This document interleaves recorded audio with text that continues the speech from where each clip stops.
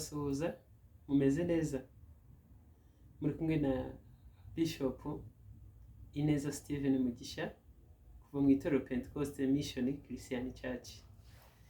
Imana yo mu ijuru ibaho umugisha, ndabakunda cyane, ndabishimira. Muri abantu b'umumaro ku buzima bwanjye, muri abantu b'umumaro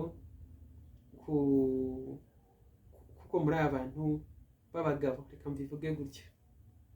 Rero mwebwe mu followinga, mwebwe mukurikira ibiganiro ncisha kuri channel YouTube yanjye, Imana yo mu ijuru ibaho umugisha kandi mwinshi, umugisha utagabanyije, umugisha uva hera ha Imana yo mu ijuru ibishimire. Ndabakunda cyane kandi mbakunda bivuye ku mutima. Izi saha rero ni 6:05 z'ijoro, ni kuri Noheli. Turimo twitegura kwinjira mu mwaka wa 2025, ego umwaka tugiye kwinjiramo tuva mu mwaka wa 2024. Umwaka wa 2024 umwaka utaroroshye ku bantu benshi, nanjye ndimo. Umwaka abantu benshi batabonye nk'ibyo bari biteguye kubona. Uwo mwaka hari benshi bahuye n'ibibazo bikomeye. Rero ndagira ngo mbabwire ngo umwaka wa 2025 tugiye kwinjiramo, tugiye kwinjiranamo umunezero. Njyewe niko mbibona. Uyu mwaka wa 2025 ni umwaka wo guhunika mu bigega ku buzima bwanjye. Vuga ngo nawe, vuga ngo nanjye, ni umwaka wo guhunika mu bigega ku buzima bwanjye.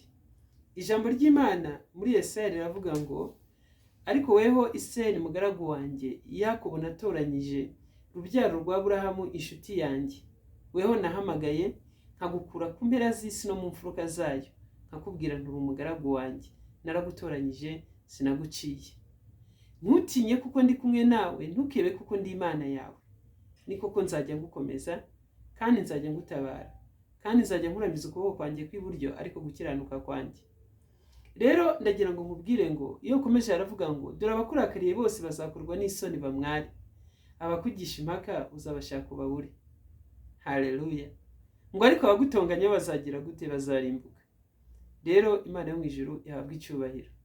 Uyu mwaka rero twinjiyemo, iyi Noheli turangije, ndagira ngo mbabwire bene data bakristo ikintu nshaka kubibwirira. Number 1, tugomba kwinjira mu mwaka w'ibisubizo. Umwaka w'ibisubizo ni umwaka wa 2025, ni umwaka w'ibisubizo kuri wowe, ni umwaka w'ibisubizo kuri njyewe. Yesu ashimwe cyane. Umwaka wa 2025 ni umwaka wo kugendererwamo n'Imana. Ndagira ngo kwibwirire uyu mwaka wa 2025 ntugucike. Amen. Ntugucike, ni umwaka wo kugendererwamo n'Imana. Nimba bishoboka ufate igishura cya marayika ntagucike. Yesu ashimwe cyane. Nimba bishoboka ukirane mpaka kugira ngo uyu mwaka wa 2025 usige uhinduriwe izina. Amen. Utakiri Yakobo ahubwo warabaye Isiraheli. Yesu ashimwe cyane. Ndagira ngo nkubwire rero, ijambo ry'Imana riratubwiye ngo ntabwo twaciwe ahubwo twaratoranyijwe. Uwiteka Imana Nyiringabo ahabwa icyubahiro. Bene data rero ndagira ngo mbabwire ngo uyu munsi, uyu mwaka, iyi Noheli twinjiyemo ni Noheli idasanzwe ku buzima bwanjye. Nawe ndizera ko ari Noheli idasanzwe ku buzima bwawe. Yego, uyu mwaka tugiye kwinjiramo 2025 njyewe ni umwaka udasanzwe ku buzima bwanjye, kubera kuko nizeye ntashidikanya ko hari ibintu byinshi nzabona muri uyu mwaka wa 2025 tugiye kwinjiramo. Number 1, ndabivuze mu byumve. Number 1, ngomba kuba umugabo nkakora mariage nziza, bibibibi. Ikote nkaryambara, isuti nkayambara, urubavu rwanjye rwiza Imana ikaruzana ngahura narwo. Haleluya.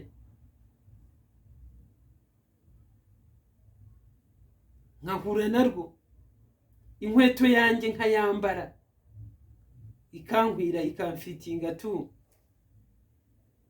Icyo nicyo kintu cya mbere ndi guteganya mu mwaka 2025.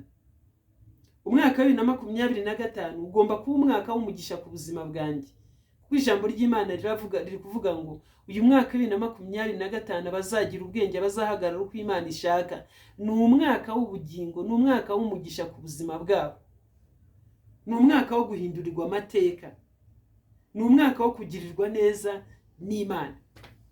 Uyu mwaka 2025, uyu mwaka tugiye kwinjiramo, bene data ndagira ngo mbabwire ngo nimureke uyu mwaka 2025 tugire ibintu bingahe dutandukana nabyo. Ngiye kubibabwira. Ikintu cya mbere, dutandukane n'amatiku. Amatiku, haleluya. Ikintu cya kabiri, dutandukane n'ishyari. Nguriya ngo nyine biki mureke ibye arabifite muri uyu mwaka turangije. Nawe mu 2025 izaguha ibyawe, 2026 izaguha ibyawe. Kuki uri kujya kwica ubukwe bwa mugenzi wawe? Uri kubyica nguriya mukobwa umurongore? Cyangwa ufite umuhungu uzamukingira? Ese ni wamugira? Ubwirwa n'iki nimba ari we rubavu rwe? Warabahuje, uzobahuriye. Icyo ni ikintu cya mbere. Ikintu cya kabiri, ndagira ngo mbabwire ngo nitureke urugomo. Urugomo ntabwo ari rwiza bene data. Urugomo si rwiza, rutubuza gusingira ibisubizo byacu. Icya gatatu, abantu bimuye Uwiteka bamusimbuza amafaranga. Nimureke kwimura Uwiteka ngo musimbuze impiya, ahubwo nimuhamagara Uwiteka, nimushaka Uwiteka bigishoboka kwabonwa, nimumwambaza akiri bugufi. Umunyabyaha reka ibyaha bye, n'ukiranirwa reka ibyo yibwira. Yesu ashimwe cyane. Niturangiza twizere Imana yo mu gihugu cyo mu ijuru. Uyu mwaka 2025 tuzahirwamo nta kintu na kimwe twakoze tutakoresheje umunyu, tutakoresheje iki, ahubwo kubera ko twemeye Yesu akatuyobora, akaba umwe muri twebwe. Yesu ashimwe cyane. Kuko twakinguye inzugi zacu, Yesu akinjira muri twebwe. Haleluya. Ndagira ngo mbabwire ngo hari ibintu tugomba kureka, hari ibintu tugomba kuvaho, hari ibintu tugomba kuzinukwa. Ishyari tugomba kurizinukwa, inzangano tugomba kurizinukwa, ibigomo tugomba kuruzinukwa. Uyu munsi hari ibintu byate akantu gatoya mugera kumva gahita ajyana mugenzi we kuri social media. Mana yanjye, izi social media ziradukoraho, ziratubyarira amazi nk'ibisozi, ziratuma ijuru tutaryinjiramo, ziratubuza ijuru. Aya maviyuzi agiye kurikora, sinzi wo numvise ejo bundi ngo n'utuviyuzi, ngo n'utufiyuzi. Rero utu tufiyuzi turarikora, n'utusubscribe natwe turarikora. Yesu ashimwe cyane. Bene data rero reka mbabwire, nimureke ibintu byo kwirwa musebya bagenzi banyu. Uratunga mugenzi wawe urutoki rumwe, zingahe zisigaye zirareba wowe? Turi abantu twakosa, uri umuntu nawe urakosa. Nubwo ukira mugenzi wawe urubanza, buriya nawe Imana iramutse igushunguye yasanga utagize gute. Icyo Imana igushaka rero ni ugukiranuka no kugororoka. Imana yacu ihabwe icyubahiro. Bene data ndagira ngo mbabwire ngo Imana yacu yo mu gihugu cyo mu ijuru ibishimire, kandi Imana yo mu ijuru itwambika imbaraga, iduha ubwenge no gukomera. Mbaje ni ijambo rivuga ngo abareka bakayoborwa n'umwuka w'Imana muri uyu mwaka 2025, Imana igiye kubagirira neza. Mwebwe mwamenye Imana mukayikurikira mukihangana. Ijambo ry'Imana ryatubwiye ngo bazakomezwa no gukiranuka, ngo agahato kazatubakure muri Yesaya 51:54. So rero ndagira ngo mbabwire ngo ibyari bizi ko bibafite ububasha muri uyu mwaka birahindutse, nimwege mugiye kubigiraho ububasha. Nimba ubusiribateri bwari buzi ko bugiye kungiraho ububasha muri uyu mwaka, byahindutse 2025 ninjye ugomba kubigiraho ububasha. Niba bwari buzi ko bwamanitse igiti kirekire cya mikono 50 cyo kumanikaho, buragowe ahubwo nibwo bugiye kumanikwa kuri cya giti.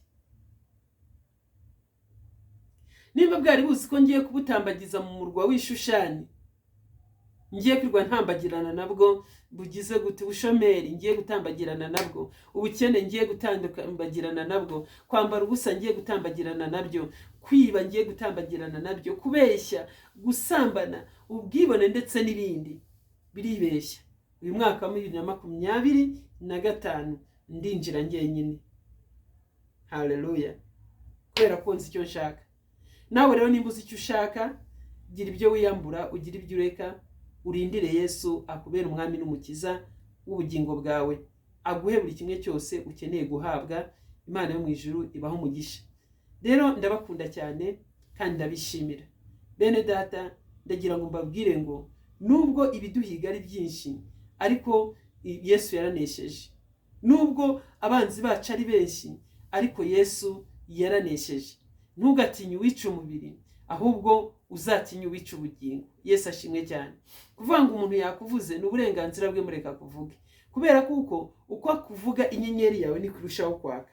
Uko akuvuga niko inyenyeri yawe irushaho kwaka. Uko dutinda mu kigeragezo, cyangwa uko tunyura mu kigeragezo, cyangwa uko twihanganira ikigeragezo, niko bidukomereza mu gukomera. Imana ikareba uburyo kitwihanganye, yamara kubona uburyo twihanganye ikavuga ngo umwana wanjye uko byagenda kose. Baramusebeje ntiyavuye mu masezerano, bamututse kuri Facebook ntiyavuye mu masezerano, bamucishije kuri YouTube ntiyavuye mu masezerano. Haleluya.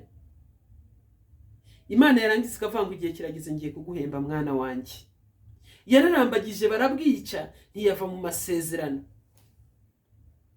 Arambagije uwa mbere barabwica ntiyava mu masezerano, ntiyamvaho. Uwa kabiri, uwa gatatu, uwa kane, uwa gatanu, uwa gatandatu, uwa karindwi, uwa munani, uwa cyenda, uwa cumi, bose bakaza ariko ugakomeza uri wa wundi.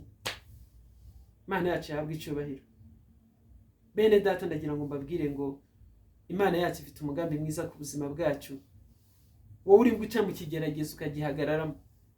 Theogene yararembye aravuga ngo ikigeragezo si karande, ngo si umugabane wagabanye, ngo ibyago bikokame. Yesu ashimwe cyane.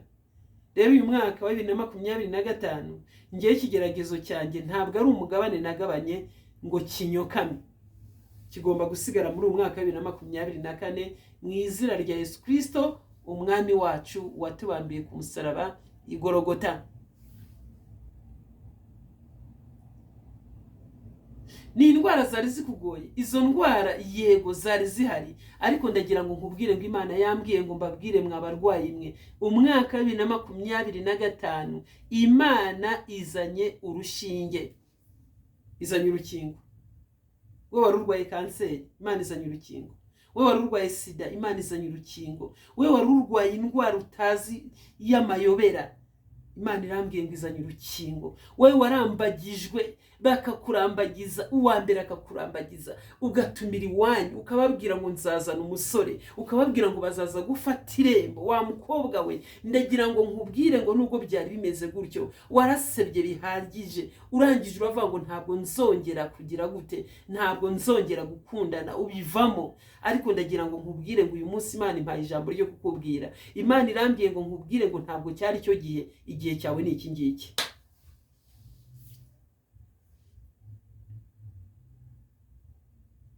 Kiragiye ntabwo cyari cyo gihe, igihe cyawe ni iki ngiki. Washatse akazi warirukanse, byaranze. Wagiye mu bapfumu, byaranze. Wagiye muri babandi bakubwira ngo kora ibi ngibi, kora ibi ngibi, byaranze.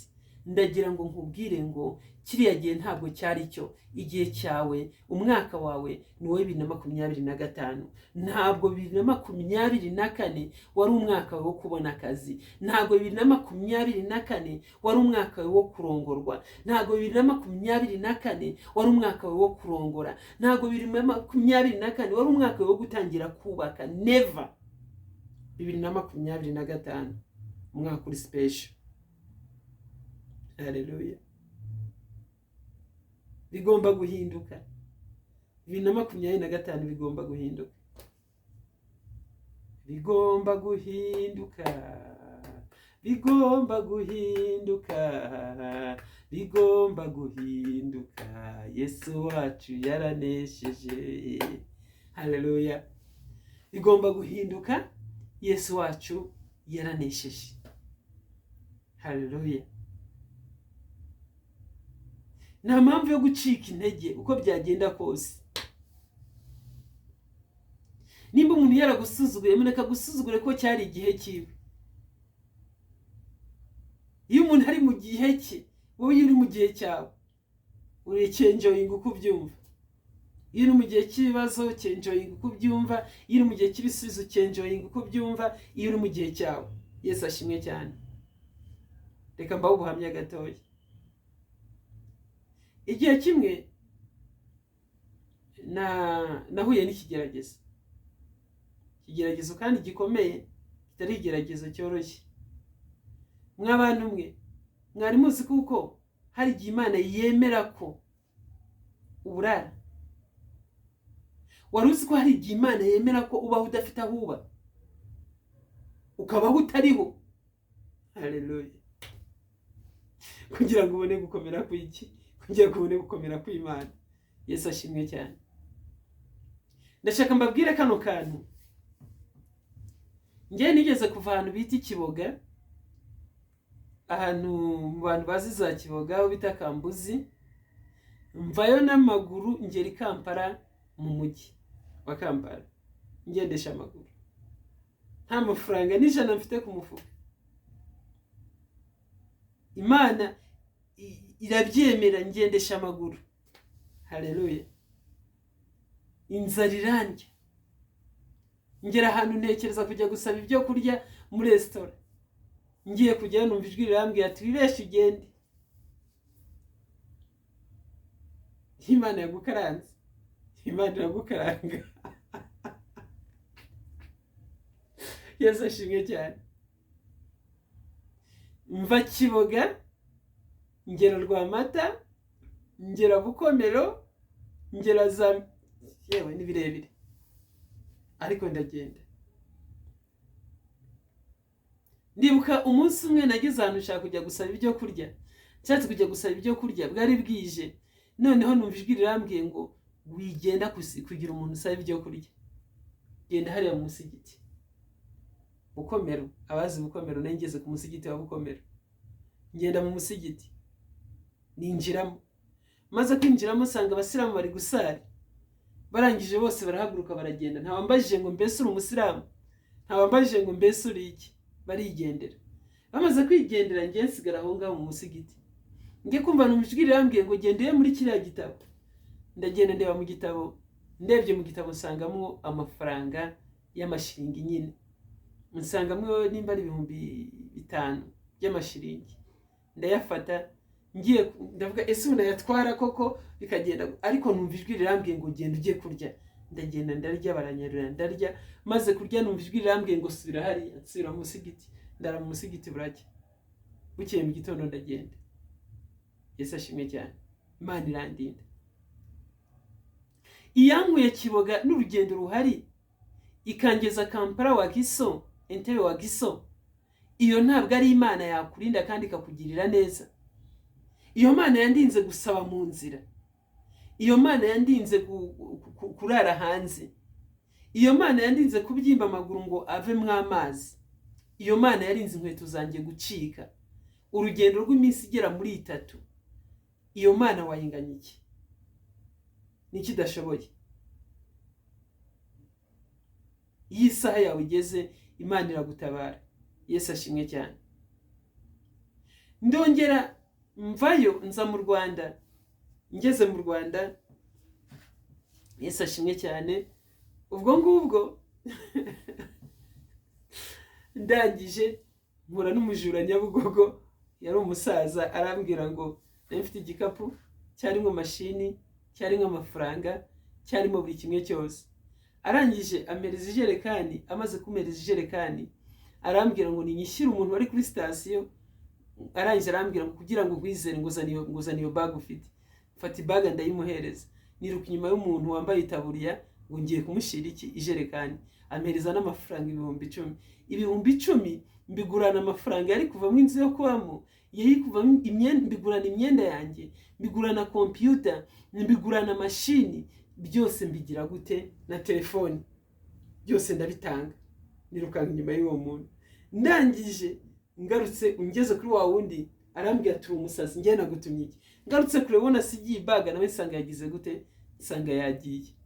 Nsanze yagiye, nakubiswe n'ubuzima muri uyu mujyi wa Kigali. Yesu ashimwe cyane. Hari igihe Yesu abyemera ko bitubaho kugira ngo tugire ubuhamya. Haleluya.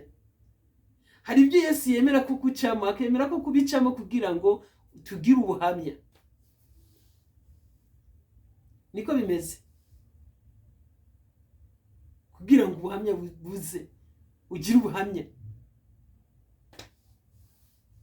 Inzara irangica, nkava Kacyiru, hari urusengero rutagira abantu rwasengeragamo Pastor Claude Kabocho, ryari itorero rya Gosheni, ryari rikakira aho ngaho. Noneho njye nararaga muri urwo rusengero. Ndagenda njya ahantu ku Kacyiru, hari ahantu hamwe nagiye ntabwo ari ngombwa ko mavuga, nkora akazi ko k'ikiboyi kadahemba. Wari wakora ukorera inda. Yesu ashimwe cyane. Nkorera iki? Inda. Ndakora nkateka isombe, nkagira gute, nkakoropa, nkamesa, nkagira gute, ariko Imana ishaka kugira ngo nige. Nkora ukwezi kwa mbere, nkora ukwezi kwa kabiri, ubwo ukwezi kwa kabiri ndagukora, nkora ukwezi kwa gatatu, nta n'ipantaro, nta n'ikamambiri. Muri kumva ariko aho ngaho baza kuzana umukozi w'umukobwa witwaga Ngabire. Ngabire ahageze agashaka ko n'imirimo yose nyikora nawe ahari, haza kuza n'undi muhungu witwaga Alexis. Barangije aho mu rugo nakoreraga ubuntu, barankundaga, ariko nyine biba ngombwa ko banteranya. Baranteranya, ariko ntabwo ari bo, ni Satani yabikoze. Kandi iyo batanteranya, hari igihe umunsi mba nkiri muki muri bwa bucakara. Hari igihe Imana ibona kuko hari ibyo wanze kuvamo ikagukuramo ku ngufu. Ndongera nsubira muri rwa rusengero, nkagenda ndara muri rwa rusengero. Urusengero nduraramo. Ndabyibuka igihe kimwe inzara yaranyishe imaze kunyica, ndavuga nti ndapfuye. Nari mvuye kuri Zion, nari nasengeraga muri Ekodime, njya kwetera isensa. Ndibuka uwo munsi Pastor Eric yarambwiye ngo Imana irakuzi, ngo kandi Imana izakugira neza, ngo kandi ndagira ngo mubwire ko Imana izakugira umuntu ukomeye. Abivuze numva nta cyizere mfite, ndavuga nti ese nzaba umuntu ukomeye n'ubu ningiye kwipfira n'uri kwinzara inyishe, nuko ni Imana iyo ngiye kwisabira ijana ibyanga nzakirira hehe? Bukeye mu gitondo umukobwa yitwaga Muteteri nawe arabimbwira. Rwa rusengero narwo barunyirukanamo, hahandi hatagiraga abantu, hatari hakinze, hatabagamo iki, barunyirukanamo, nduvamo. Nakoze ikintu cyo kujya mva kuri Zion, nkazenguruka i Remera, nkahinguka kuri Ntuza hariya mu Gisimenti, nkava mu Gisimenti nkagera ku Gishushu, nkava ku Gishushu nkagera Kacyiru, nkamanuka ku Kinamba, nkagenda nkarara nzenguruka mu muhanda kugira ngo buke mu gitondo nsubire hehe, nsubire ku rusengero.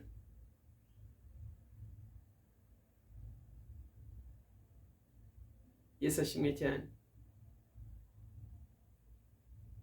Haleluya. Ariko ndagira ngo mbabwire ngo Imana yari ifite umugambi mwiza ku buzima bwanjye. Iyo uzaba ukomeye uca mu bikomeye. Rero imyaka unyuzemo, imyaka ubayemo, iyi myaka yose wirukanse, imyaka yose ubayemo, Uwiteka Imana yo mu gihugu cyo mu ijuru yari gufiteho umugambi. Imana ijya yemera ko dusonza tukicwa n'inzara, ikabyemera. Ikemera ko tubura aho turara, ikabyemera.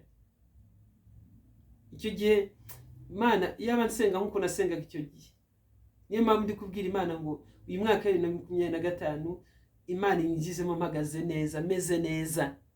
Yesu ashimwe cyane.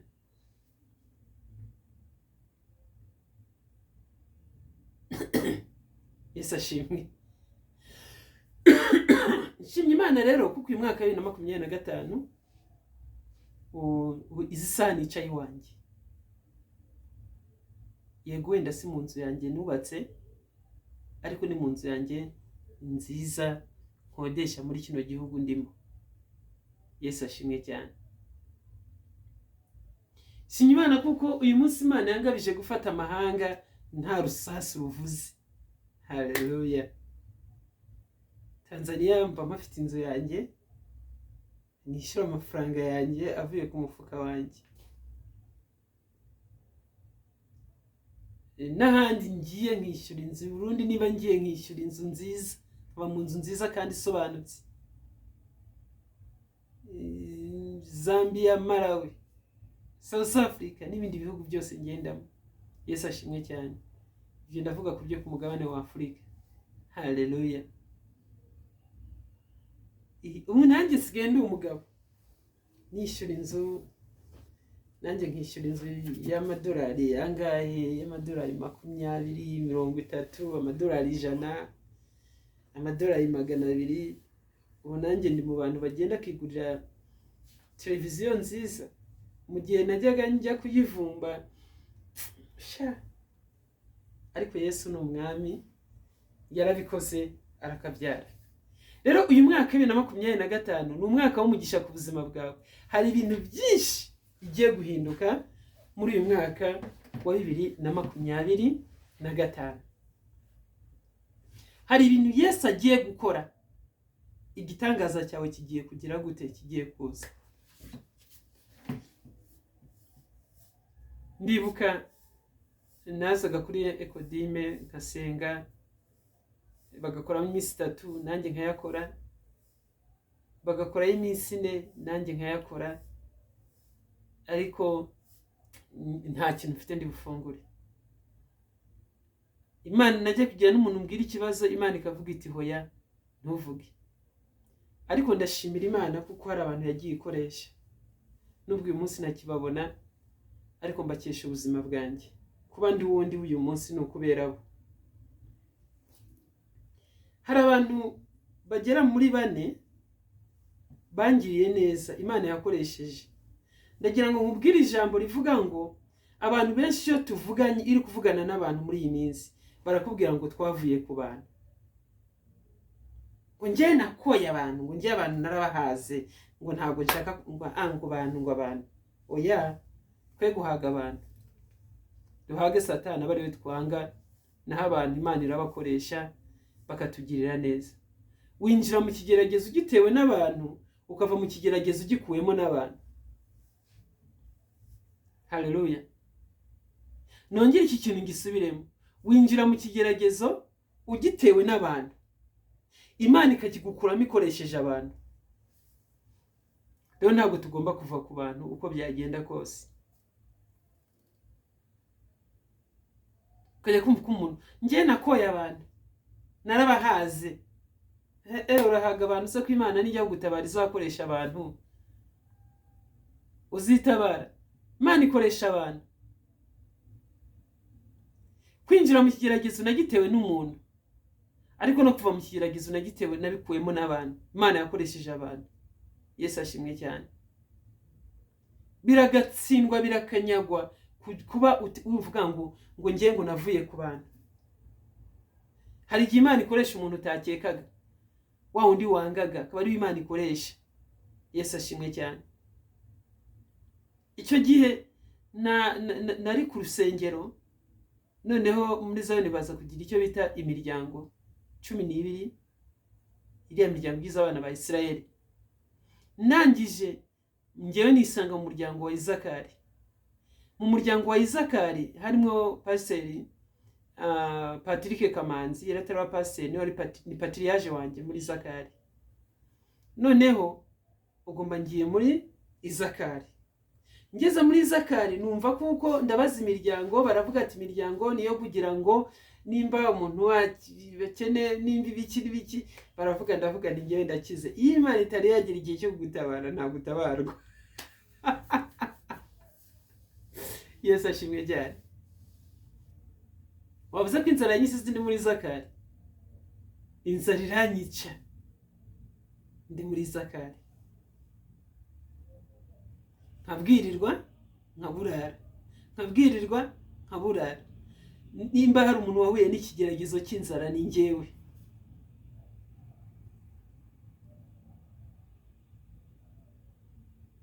Ikigeragezo cy'iki? Cy'inzara. Ariko ndashima Imana kuri uyu munsi kuko ngiye kwinjira mu mwaka 2025 ndi mu nzu yanjye nishyura amafaranga yanjye. Yesu ashimwe cyane. Njyama ahantu heza,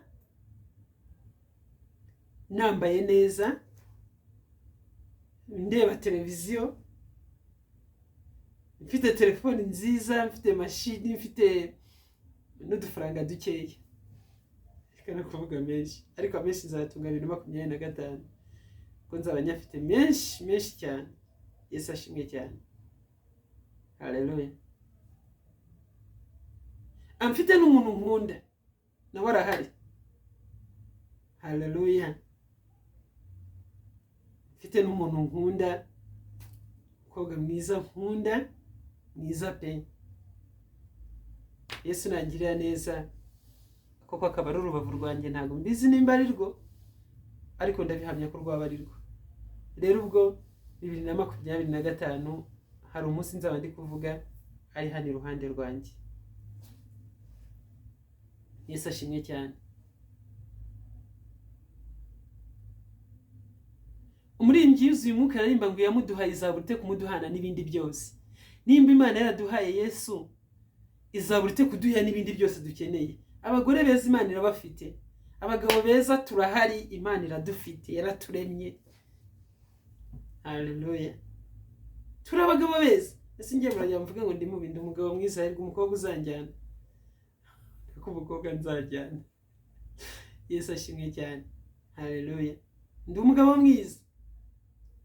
Haleluya. Nubwo nta bunoza rubanda nyine baratutuka, suzabura kujya kuri Facebook usange bantutse, ntuzabura kujya kuri Instagram usange bantutse, TikTok ko n'uburenganzira bwabo. Nababwira iki? Nta mwanya mfite w'amatiku muri uyu mwaka. Muzi ibintu twacitse, muzi ibyo twanyuzemo bikadusiga. None twa dututsi twawe tungana nk'iki, urabona ko tuzankura ku Mana yanjye tukanyica. So twigarukira umuryango wa Izakari mugezemo, ndi gushima Imana, ndi kubaha ubuhamya ibintu Imana igenda ikora. Iyo umwaka wawe ugeze, Imana yo mu ijuru igira gute? Iguhereza umugisha. Namaze umwaka ntiga sinabo twabanaga batazi yombi, ndi mu ruzerero. Yesu ashimwe cyane. Yakobo Farawo yaramubajije ngo ufite imyaka ingahe? Arangije aramubwira ngo imyaka y'uruzerero, arayivuga. Arangije yabanze kumubwira imyaka y'uruzerero. Nawe ndagira ngo nkubwire ngo uyu munsi banza nawe banze urebe imyaka yawe y'uruzerero uzereyemo, nurangiza urebe n'imyaka wicaye. Haleluya. Mbere yo kugomba kuba icyo uri cyo, mbere yo kugomba kuba uriwe, hari icyo ugomba kunyuramo gikomeye kigutendeka, kugira ngo umusirikare yitwe umusirikare abanza ku ikosi. Haleluya. Abanza kuki? Abanza ku ikosi. Ntabwo abasirikare bose bajya ku rugamba, bajya ku ikosi bose ari ba rukurutu, ariko bavayo hamenyekanye Sajeti, ntamenyekanye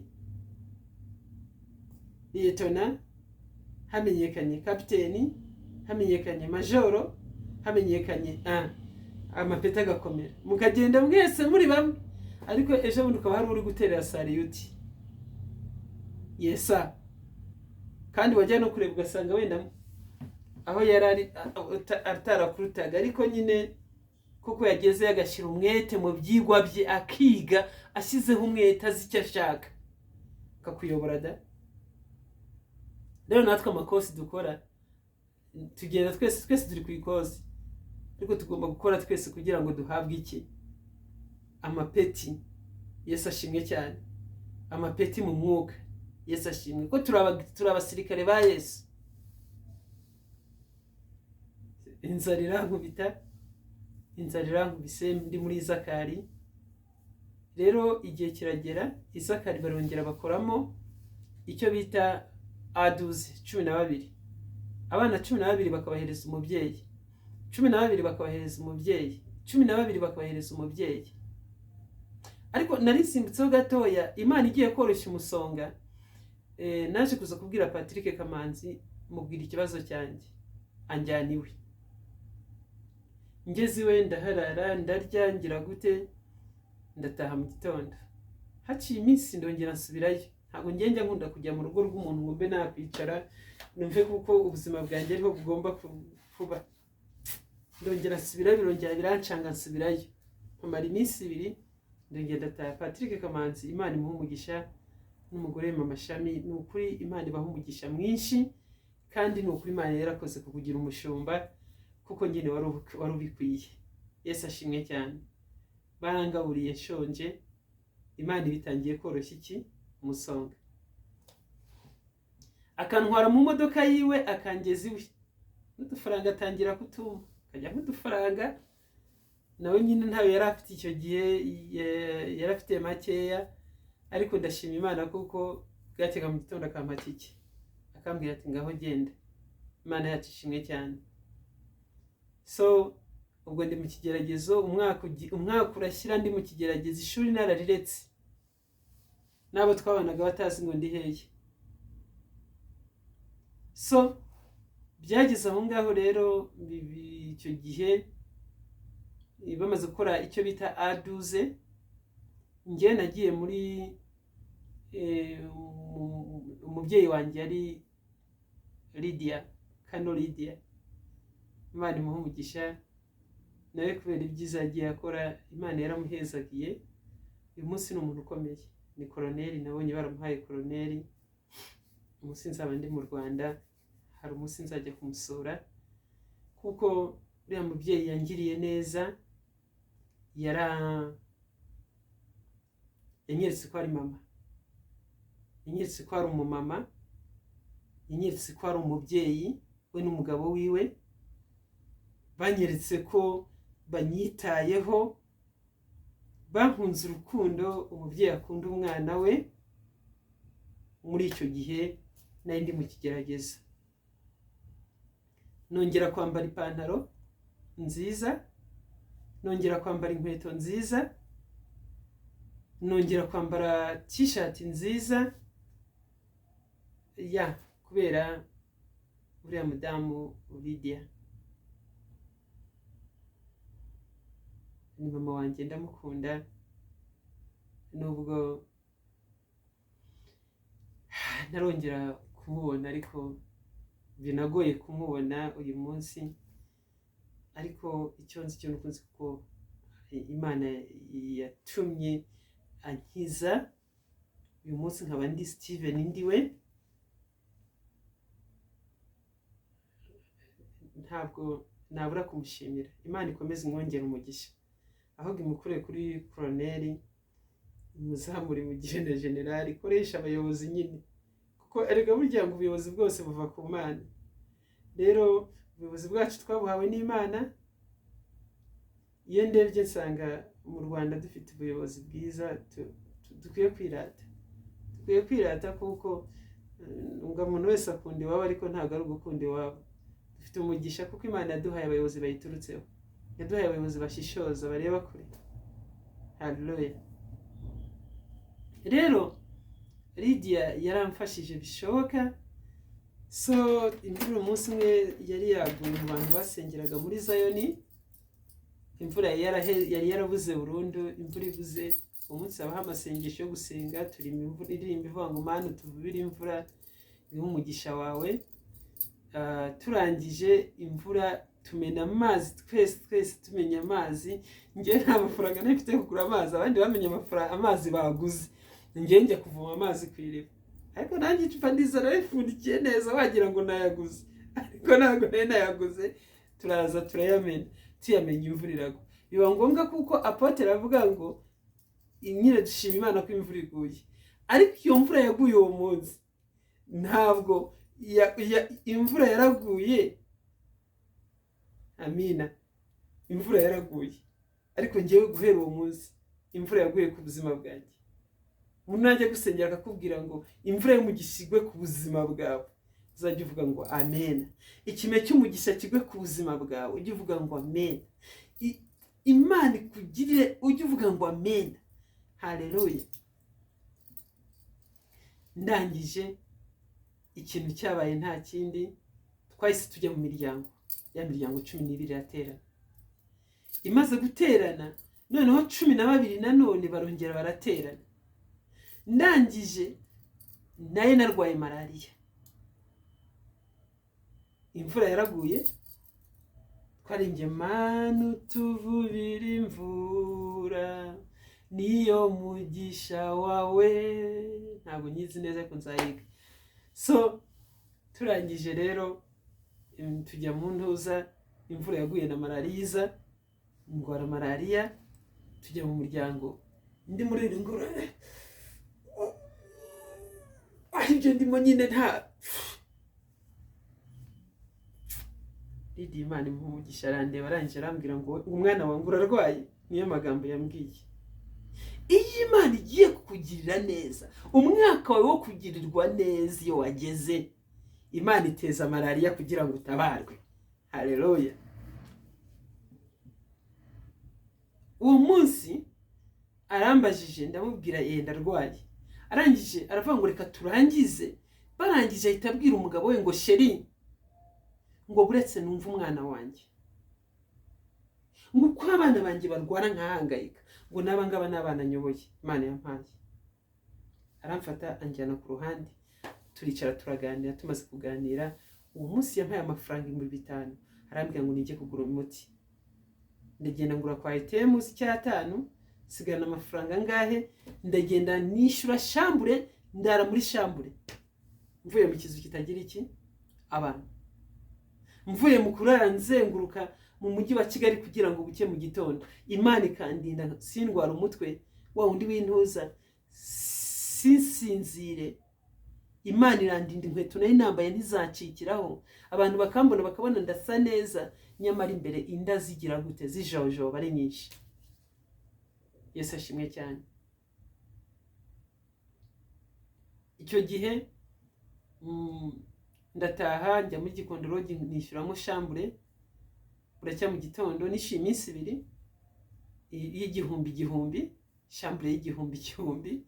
Ndangije ngira gute, hari agashambure kari inyuma, bakampera 1,000. Ndangije baravuga bati tugiye kongera duterane. Mu babandi 12 twarateranye, harimo Umunyengango, umugabo witwa Umunyengango, barabajeni Mariya b'inyamirambo, harimo Lydia n'umugabo, harimo Peter, biya nabaye kakawete wanjye. Twakinye kakawete ndamutombora nawe arantombora. Iyo igihe cyageze, ndagira ngo nkubwire, igihe cyageze Imana igenda ikora. Ntabwo Imana ibikorera rimwe, bigenda biza gake gake, ariko Imana ikabikora. Ubwo icyo gihe nacyo natomboye Peter nawe akantombora. Nta mafaranga nari mfite, ariko Imana yari izi ko agomba kumpa 5 muki muri envelope. Nampa 5. Arambwira ati nashaka umwana wo gufasha, Imana imuha umugisha. Ibyo yarashoboye yarabikoze, ibyo yarashoboye yarabimfashije. Ndagenda ngiwe ndaharara ndahirirwa, ariko sinakundaga kuba mu ngo z'abantu. nta nubwo nahavuye hari unyirukanye, naryamaga mu nzu yari aho ngaho nziza mu gitanda cyiza, ariko ngenda byuka ndataha. Ntabwo nakundaga ku ampereza amafaranga 5,000 ndataha. Nibwo twasubiye muri Zakari, dusubiye muri Zakari muri wa muryango twabikoreye mu gihande cya Azaf. Nta nubwo abantu bose baje, haje njyewe, Lydia, umugabo ntabwo yaje, Munyengango na Peter. Nanone icyo gihe bampaye amafaranga, noneho ya mafaranga bampaye yabaye open yo kugira ngo nsubire ku ishuri. Iyo uhawe n'umunyamugisha, amafaranga guhaye iyo ari nk'umugisha, iyo ari umunyamugisha, wa mugisha ukomaho. Ikintu uherejwe n'umunyamugisha kikubera umugisha, kandi buri muntu najya ujye umubwira ngo Imana iguha umugisha. Amen. Kubera kuko umugisha umusabiye nawe urongera ukagaruka ukakuzaho. Amina. Wa mugisha nawe urongera ukakugarukaho. Amina. Ubwo rero uyu mugisha umaze kukugarukaho, byanze bikunze arahezagirwa, nawe ukagira gute, nawe ugahezagirwa. Imana yacu ihabwa icyubahiro. Rero ubwo ngubwo byararangiye, bampa amafaranga, ntabwo ndayavuga, yari menshi, ariko 20,000 yandekanye avuge byari 25,000. Mpita ntaha njya mu modoka ya Munyengango, tujyana iwe, ndarya, ndanywa, nshyira mu modoka, arongera aranzana, ankubita ibindi 5,000, 30,000. 30,000 naragiye nishyura iminsi 5 muri lodge, kuko nta handi hantu nari mfite ho kwishyura. Ibindi 20 na bingahe ndabibika. Ubwo ndangije, Imana yo mu ijuru ibikoze igitangaza, nza kuza kujya muri niba turari mu gitondo. Harimo Jacques, harimo Patrick, yagiye muri Norvège, yari umurundi, yagiye muri Norvège, Imana imuha umugisha. Harimo Sandrine kwa Mugenga, twaririmbanaga muri Azaf Drama Team. Abo bantu Imana yarabakoresheje bambera umugisha, kubera kuko afande Lydia yari yamaze gusabira umugisha, yamaze kunyita umwana we, ampereza amafaranga avuye mu ntoki ziwe. Ndamubwira ngo Imana iguha umugisha, arambwira ngo nawe umugisha wanjye tuwusangire. Niko yambwiye.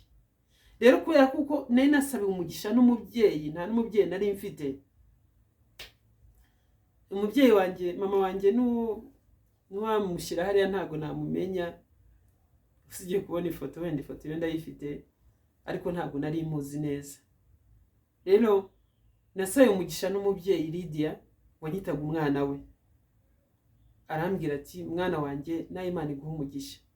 Yarankundaga ku buryo rwose urukundo afande wanyeretse ntabwo nzanirwa kuruvuga, sinzi wenda, ariko burya umuntu akoze neza arabishimirwa. Abantu benshi bakunda gushimira umuntu yapfuye, ariko burya byaba byiza tugiye dushimira abantu bagihari, amashimwe bakayumva. Kubera ko hari igihe tujya dushimira abantu tukabashimira bapfuye, ari amashimwe mushima ntago bayumva, nta naho abakora. Ariko amashimwe dushimira abantu bakiriho arongera akabakomeza, abongerera iki? Imbaraga. Rero afande Lydia yampaye umugisha wampaye afande, ni ukuri ndagushimira kuko ibyo wasabiye nabigezeho, kandi nzagerageza kubisigasira, kandi icyo wankoreye nanjye nzagerageza kugikorera abandi. Yesu ashimwe cyane. Imana rero yaramukoresheje, ikoresha Munyengango, ikoresha Peter, ikoresha mama Ange. Abo bantu bakoze ikintu kivuye kwa afande Lydia. Niyo wazanye igitekerezo aravuga ngo uyu mwana tugomba kumufasha uko byagenda kose. Hari nk'abari bari kuvuga ngo uyu ngo arabeshya ngo ibiki n'ibiki, ariko aravuga ngo uyu uko mfata abana banjye niko ngomba kumufata, kuko ari mu bana nyoye. Yambajije ibibazo ndamusubiza, arangije ntiyabigira birebire, arambwira ngo mwana wanjye rero yaramfashije, Imana iramukoresha aramfasha. Niyo mpamvu nababwiye ngo ntimukavuge ngo mwavuye ku bantu. Twangizwa n'abantu, baduhemukirwa n'abantu, batuma tujya mu bigeragezo, Imana ikatukiza ibigeragezo n'ubundi nyuze mu bantu. Yesu ashimwe cyane. Habaho abantu bari batwinjiza mu bigeragezo, Imana ikazana abantu beza badukura mu bigeragezo. Niyo mpamvu bavuga ngo ikigeragezo n'igisubizo ni ibintu bigenda bihekanye. Kandi ibyo bigeragezo ntabwo byakoreshwa iki? Satani ntabwo yakorera mu biti, Satani agomba gukoresha abantu. Ikigeragezo kigomba kuza imbere yawe, ni umuntu. Igisubizo nicyo kiza inyuma yawe, ni umuntu usunikwa n'Imana. Ikigeragezo ni umuntu usunikwa na Satani, igisubizo ni umuntu usunikwa n'iki? N'Imana. Byanze bikunze ikigeragezo kibanza imbere, kubera ko umuntu ugushyira mu kigeragezo ntabwo atinya kugusebya kuri Facebook ngo ari kugusebya, akibagirwa ko icyo cyane ari bigihanira gushinja umuntu ibintu udahagaze udafitiye iki. Ariko iyo Imana yo ibona ko urabyihanganira, iyo igisubizo kiri inyuma yawe kirakubwira ngo ihangane uce mu kigeragezo neza. Amina. Iyo uzi icyo ushaka urahagarara ugaceceka ugafunga umunwa ukaruma gihwa, niko abanyarwanda bavuga. Yesu ashimwe cyane. Rero ubwo bivuye aho ngaho amafaranga Lydia yarayampaye, arangije imyenda ndayibonye, ndibuka yanzaniye ishati y'umutuku n'ipantaro n'inkweto z'ingozi nziza, nazo ndumva yarazinguriye. Ndangije nanjye nsa neza muri Azafu Drama Team. Rero ibyavuye aho ngaho mu gitondo tujya muri ntuza muri Nibature, tugezeyo Imana irongera ivugisha umuntu, iravuga ngo hano harimo umwana w'umunyeshuri ukeneye kwiga. Ntegeza ko ndi wahaguruka, ntiyahaguruka, aba ari ngiye uhaguruka. Narahagurutse, uwitwa Jacques ampereza amakayi, yampaye registre enye, nari ebyiri z'impapuro. Patrick wagiye w'umurundi wagiye muri Tanzania, wagiye muri Norvège, nawe yampaye amafaranga 50,000 byo kugura uniforme. Hari undi wari uhari witwaga Jean Marie, nawe yampaye itike izangeza muri Uganda. Ubwo Imana ibirabikoze.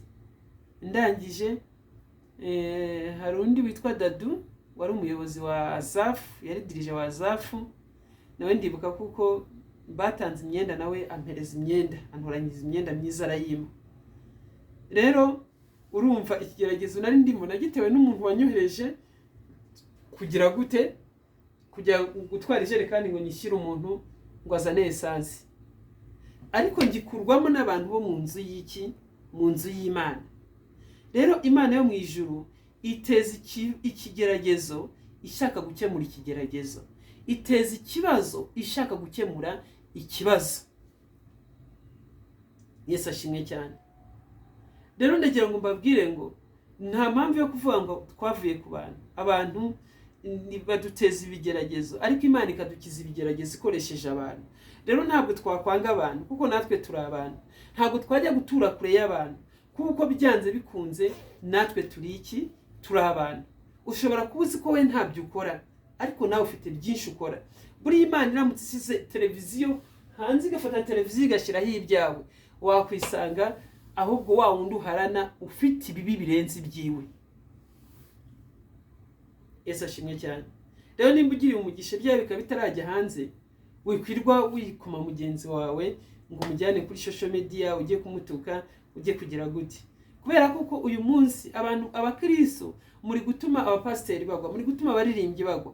Kubera iki? Mwabajyanye kuri za social media ngo muri kubasebya. Satani yarabingiye. Ninde wabaroze?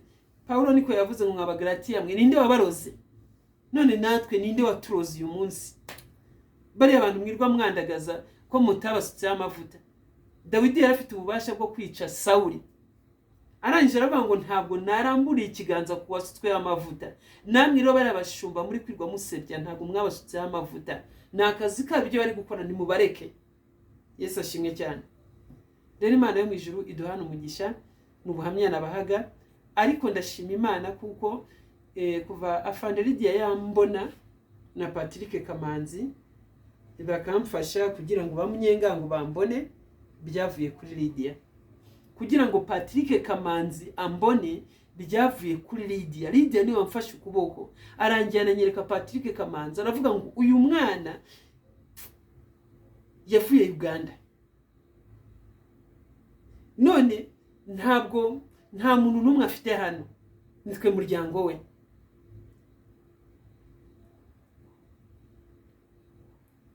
Ikigeragezo nagitejwe n'umuntu ngigurwamo n'abantu. Yesu ashimwe cyane. Inzara yandiye kubera abantu, ariko Imana ikoresha abantu barangaburira. Uyu munsi rero Imana yarabikoze. Ubu nanjye ndi umugabo ushima Imana, ndi umusore ushima Imana, witegura kurongora, nkagira urugo, nkakora mariage bibi. Yesu ashimwe cyane. Nkabyara abana. Amina. Ubu nanjye ndi umugabo wicara ku ntebe iwanjye, uryama ahantu heza, nkagira gute, kubera kuko Imana yarabyemeye. Rero ndagira ngo mbabwire ngo uyu mwaka wa 2025 ibi bintu bikubwiye kugira ngo mve kuko hari ahantu Imana ikura umuntu ikagira naho imugeze.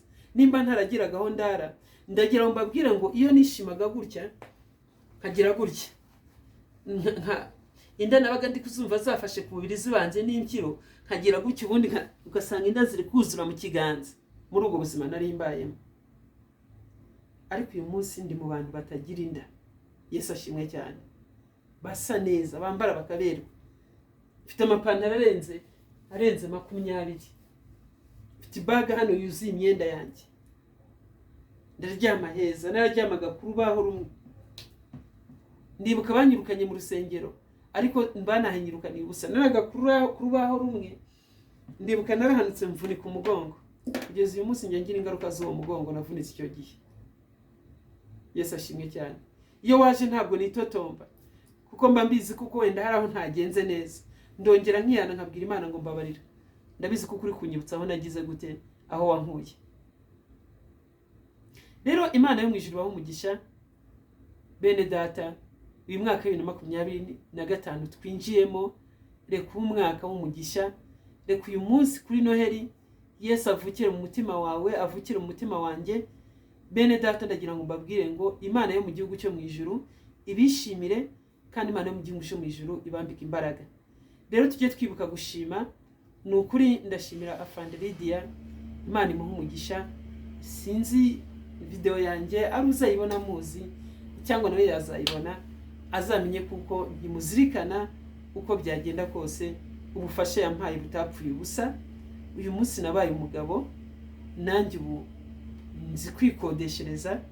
Ubu nanjye ndi kubaka inzu yanjye, so nziza, kandi abimenye, umunyenganga bimenye, Peter bimenye, mwambere imfura, mwaramfashije, Imana yarabakoresheje muramfashe. Rero uyu mwaka wa 2025 kuba mpageze ni ukubera mwebwe. Imana yafashije mwebwe mukaba mutumye ngera ahangaha. Rero Imana yemeye kuko ubuhamya bwanyu mbutanga kuri Noheli. Imana yacu yabwa icyubahiro. Rero bene data, ndabakunda. Nta hantu kure Imana itakura umuntu, nta hantu habaho Imana itageza umuntu. Icyo nzi cyo nuko nzi kuko Imana igikura ku cyavu ikicazanya n'abakomeye. Bene data, ndagira ngo mbabwire ngo ni wa wundi wumvaga bikomeye, wumvaga ko atazongera kuba umuntu, wumvaga ko atazongera kwambara ngwake, wumvaga ko atazongera kwambara umwenda w'imbere boxer, yarancikiyeho. Ariko ndagira ngo mbabwire ngo iyo bigeze Imana ibigenza neza. Ni wa wundi wumva ko atazabara amafaranga, ubu amafaranga ndayabara miliyoni kashira, indi kaza. Ubu nanjye ndajya kugura ikintu nkagereka amafaranga numva nshaka. Yesu ashimwe cyane. Ubu nanjye ninjira mu ruganda rw'imodoka nkabaza nguriye aho bacuruza imodoka, nkabaza ngo mbese muri bonde, nkabaza nguriye modoka igura ngaye, nkayicaramo nkayatsa nkumva impumeko yayo. Yesu ashimwe cyane. Nanjye nsigaye ngira gutya, nkagenda nanjye ntwaye ko byagenda kose. Yesu ashimwe cyane. Ndagira ngo mbabwire ngo uko byagenda kose hari ahantu Imana yadukuye, hari aho Imana itugejeje. Rero ndagira ngo nkubwire ibigeragezo uciyemo mu mwaka wa 2023, mu mwaka wa 2024, mu mwaka wa 2025 ugiye kwinjira mu bisubizo. Nugendamo neza urinjira mu bisubizo. Yesu ashimwe cyane.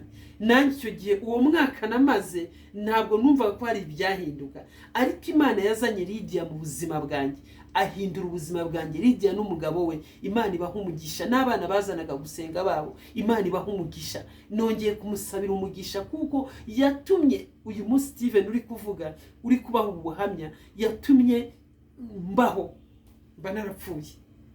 Yesu ashimwe cyane.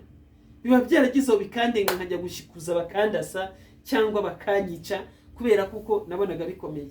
Ariko iyo ubona ko nta gisubizo, nibwo Imana ibigiye kuzana iki? Nibwo Imana ibigiye kuzana igisubizo. Icyo gihe hari mu 2000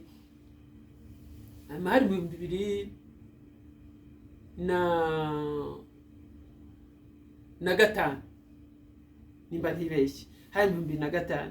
Rero nanone mu 2025 hari ikiza Imana igiye gukora. Mu 2015 nanone Imana yankoreye ikintu gikomeye cyane, nurira indege.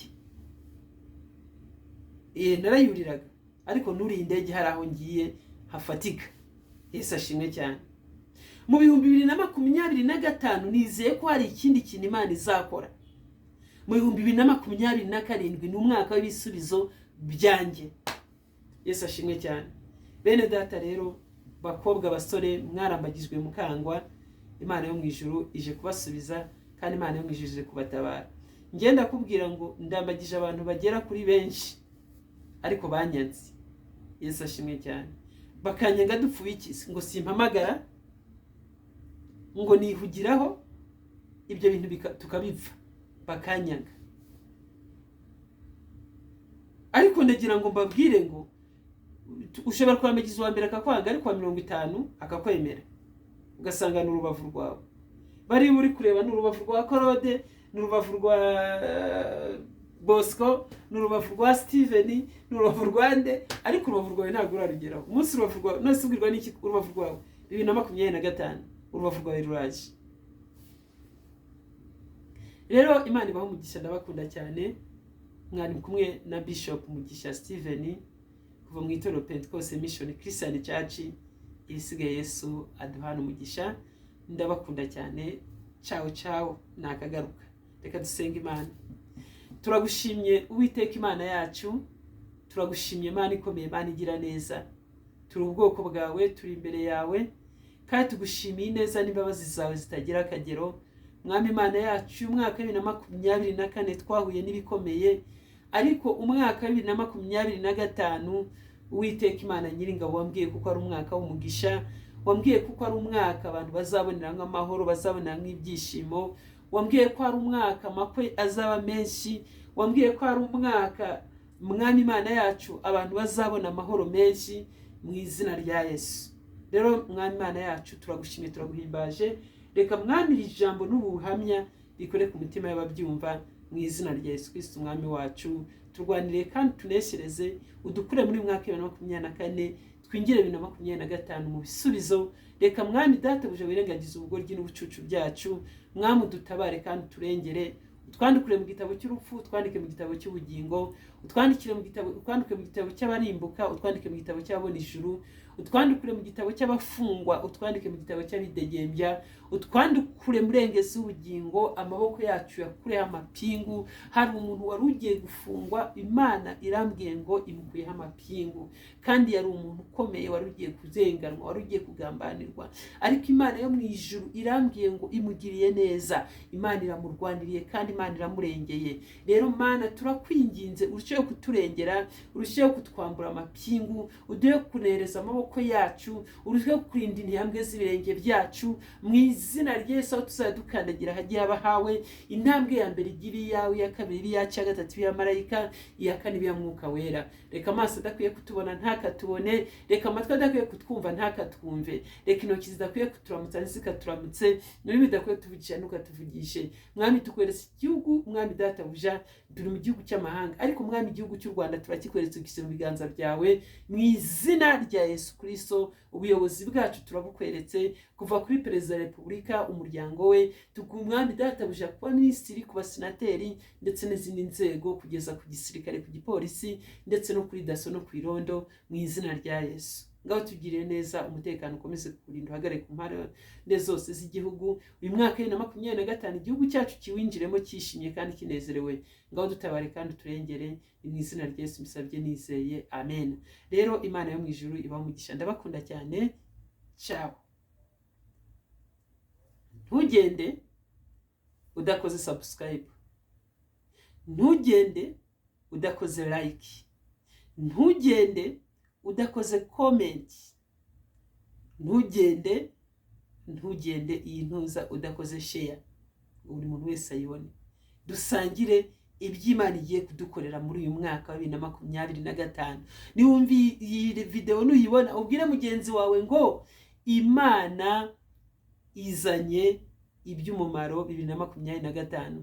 Umubwire ngo uyu mwaka ni umwaka w'ibisubizo, ni umwaka wo kugendererwamo n'Imana, ni umwaka wo kuboneramo amahoro n'ibyishimo n'umunezero, ni umwaka wo kunezererwa n'Imana. Haleluya. Mana yacu rero ibahe umugisha, ndabakunda cyane. Mwe munkurikira kuri channel YouTube yange, kuri televiziyo yange, channel YouTube yange. Use iyo nahura na Afande Lydia umba afite channel mba narapfuye, ariko Imana yarabikoze. Bene data, Imana yo mu ijuru ibahe umugisha. Imana idukura kure ikatugeza kure. Bagiye bavuga ngo uzamenyekana kuri ngo ku isi yose, ngo ku isi yose uzamenyekana, ngo ku mateleviziyo. Uyu munsi televiziyo ni yanjye, uri buyibone, n'undi arayibona, n'undi arayibona, n'undi arayibona, n'undi arayibona, n'undi arayibona. Haleluya. Icyo si ikintu Imana yakoze, yazanye Lydia kugira ngo mbeho. Haleluya. Rero Lydia ni mama wanjye, ndamukunda nubwo maze imyaka myinshi ntamubona, ariko nshimye Imana kuko yamuzamuye ikagira aho imukura, ikagira aho imugeze. Nubwo ntongeye kumubona, ariko ifoto ye ndayibona, ndanayitunze. Rero Imana yo mu ijuru ibahe umugisha. Buriya Abahinde bajya bakunda gukora ikintu gikomeye. Iyo wafashije umuhinde ukamufasha ibintu bikomeye, agusenga nk'Imana, afata ifoto akayishyira mu nzu, agasenga Imana, yarangiza agasenga wa muntu wagize gute, wamufashije. Rero ndagira mbabwire ngo nanjye uko byagenda kose, uriya mubyeyi ntabwo namwibagirwa, yaramfashije n'ukuri. Rero mujye mwibuka gushimira abantu babafashije. Imana yo mu ijuru ibahe umugisha, ndabakunda cyane.